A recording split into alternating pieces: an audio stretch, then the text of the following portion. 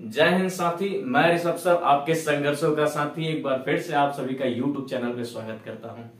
चलिए आज हम मुगल स्थापत्य कला के बारे में जानेंगे। इससे पहले हम प्रशासन को पढ़ चुके हैं, अब स्थापत्य पे चल रहे हैं। मुगल स्थापत्य के बारे में जानना इसलिए ज्यादा महत्वपूर्ण है कि परीक्षाओं में बहुत पूछे जाते हैं कि ताजमहल किसने बनवाया और लाल किला किसने बनवाया, या फिर पूछ ले तो आपको ये सब कुछ जानते रहना चाहिए। साथ ही मस्ती के साथ पढ़िएगा, जर्नी ज्यादा इंपॉर्टेंट है। ये जो आपका संघर्ष का पीरियड चल रहा है ये बहुत इंपॉर्टेंट है। जब आप सफलता लोगे तो आप लोगों के लिए इंस्पिरेशन जब बनोगे, लोगों को जब इंस्पायर करोगे तो आप इसी जर्नी से करोगे। जर्नी ज्यादा महत्वपूर्ण है, तो जर्नी को आगे बढ़ाते हैं। आइए एक एक बादशाह ने क्या क्या बनवाए क्या नहीं बनवाए इसके बारे में कायदे से जान लेते हैं।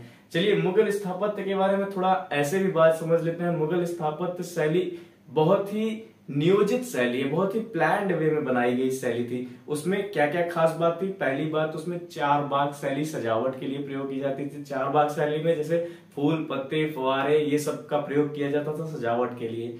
दूसरा, इसके अलावा क्या महत्वपूर्ण था, इसमें मेहराब यानी गुंबद उम्बद बहुत स्टाइलिश बनाए जाते थे। तो आपको ये भी बताना है प्रश्नों में कि मेहराब गुंबद बहुत बेहतरीन बनाया जाता था, मेहराब उसको कहते हैं। चलिए एक एक राजा के बारे में पढ़ लेते हैं, कौन किसने क्या बनवाया। देखिए जब मुगल आए तो उस समय बाबर का जो शासनकाल था बहुत लंबा शासनकाल नहीं था। ठीक, बाबर मुश्किल से कुल 4 वर्षों तक राज किया था, फिर भी उसने कुछ बनवाए, कुछ जो निर्माण किए उसके बारे में जान लेते हैं। इसने क्या क्या बनवाया? काबुली वाला मस्जिद बनवाया इसने, आगरा की मस्जिद बनवाई एक ठो, और फतेहाबाद की मस्जिद बनवाई एक। तो बाबर ने कहां कहां बनवाई मस्जिद? आगरा, फतेहाबाद और काबुली वाला मस्जिद बनवाई। इसके बाद हुमायूं का शासनकाल आया। कालखंड को धीरे धीरे याद करते रहिए, एक एक चीज एकदम लाइन से लिखिए तो आपको याद करने में भी कोई प्रॉब्लम नहीं होनी चाहिए। हुमायूं ने कहां कहां क्या बनवाया? संभल, संभल उत्तर प्रदेश का एक जिला है, संभल का मस्जिद बनवाया। और दीन पनाह पुस्तकालय जहां से वह गिर के मरा था, दीन पनाह पुस्तकालय उसी ने बनवाया था। आगे बढ़ाते हैं टॉपिक को। Akbar the great, the hero, hero of Mughal period. एक एक चीज जान लीजिए। अकबर ने क्या क्या बनवाया, कहां कहां बनवाया? अकबर ने सबसे पहले आगरा में आगरा का किला बनवाया, आगरा फोर्ट। इसके अलावा इसने फतेहपुर सीकरी में भी बहुत कुछ बनवाया था। तो क्या क्या बनवाया था? शेख सलीम चिश्ती का मकबरा बनवाया था। ये पूरा शेख सलीम चिश्ती का जो मकबरा है पूरा संगमरमर का बना हुआ है। एक बार परीक्षा में पूछा था कि जो पूरे संगमरमर से बना हुआ मकबरा है वो किसका है?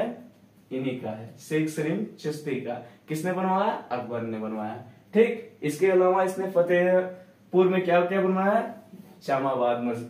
जामा मस्जिद बनवाया। और इसके अलावा ये सब तो मान लीजिए शेख सलीम चिश्ती और जामा मस्जिद, तो ये सब धार्मिक चीज थे। जो गैर धार्मिक चीज बनी थी अकबर के शासनकाल में वो क्या क्या थी? जैसे उसने पंचमहल बनवाया, जोधा महल बनवाया, और बहुत ही फेमस है बुलंद दरवाजा। ठीक, गुजरात में एक अभियान किया था, युद्ध किया तो उसको जीतने के बाद इसने बुलंद दरवाजा बनवाया, बहुत फेमस है बुलंद दरवाजा। इसके बारे में हमेशा पूछा जाता है एग्जामों में। चलिए दूसरा महत्वपूर्ण जान लेते हैं, जहांगीर। जहांगीर द्वारा बहुत खास तो कुछ बनवाया नहीं गया था, फिर भी इसने अकबर का मकबरा बनवाया। इतना जानना बहुत है आपके लिए, परीक्षाओं के लिए। सबसे ज्यादा स्थापत्य कला का जो स्वर्ण काल था, सबसे महत्वपूर्ण काल था, वह था शाहजहां का टाइम पीरियड। तो आपको शाहजहां को पढ़ना ज्यादा महत्वपूर्ण है। तो शाहजहां ने कहां कहां बनवाया था? एक तो आगरा में ताजमहल, ठीक, दूसरा दिल्ली में लाल किला। ये लाल बलुआ पत्थर है और ये संगमरमर है। तो लाल किला बनवाया और जामा मस्जिद भी दिल्ली में बनवाया, उसी किले के आसपास इसने जामा मस्जिद बनवाया। ठीक, अब आपको एक चीज और अपने मुगल स्थापत्य कला उसमें जोड़ लेना है कि इनमें जो पत्थरों का प्रयोग किया गया ज्यादातर क्या थे? उसमें लाल बलुआ पत्थर या संगमरमर, लाल बलुआ पत्थर, संगमरमर, गारा, चूना, ये सब चीजों का प्रयोग किया इन्होंने मुगल स्थापत्य कला बनाने में।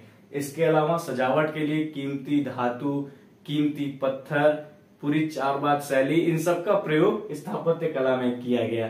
तो स्थापत्य कला यही कंप्लीट होता है। अब हम चलिए साथियों, यहाँ से आपका पूरा मुगल काल खत्म हो गया है। पूरा मुगल विस्तार से आपने समझा है। जो आपका रिव्यू होगा उसे विस्तार से दीजिएगा। अच्छा लगा तो ठीक, नहीं लगा तो भी बताइएगा, उसमें सुधार किया जाएगा। और मुगल प्रशासन को एकदम मैंने प्रारंभ से लेकर पूरा उसके प्रशासन को बताया और पूरा उसके स्थापत्य कला, जो अंतिम वीडियो मैंने स्थापत्य कला पर डाला। अगर वीडियो अच्छा लगा हो तो लाइक कीजिएगा, सब्सक्राइब कीजिएगा, शेयर कीजिएगा, इसे और आगे विस्तारित कीजिएगा। और इसके बाद हम नेक्स्ट टॉपिक की ओर भी बढ़ेंगे। चलिए यहीं मैं अपनी वाणी को विराम करता हूं। अब मिलते हैं अगले वीडियो में। जय हिंद, धन्यवाद।